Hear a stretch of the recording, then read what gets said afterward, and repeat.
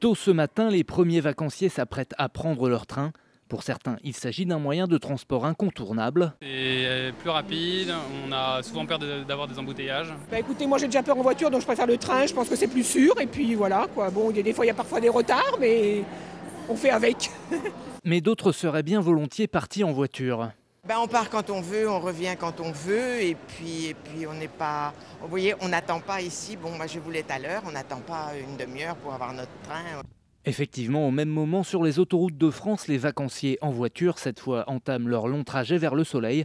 Parmi eux, beaucoup de familles pour qui il est plus simple de voyager en voiture à plusieurs. Nous, on a 2 enfants, on a le chat, on a pas mal, et surtout, on a réservé une petite maison en pleine campagne.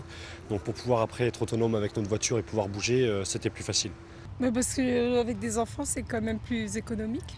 On est 5 déjà, et puis le train va pas partout.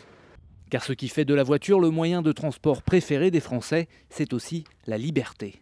On a toute l'année 83% de nos déplacements en France qui sont faits en voiture et plus particulièrement pendant les vacances parce qu'elle permet à chacun des Français de vaquer à l'ensemble de ses occupations pendant sa période de vacances. Une liberté qui a un prix, de longs kilomètres de bouchons. Aujourd'hui est une journée classée noire, la pire de l'été selon Bison Futé.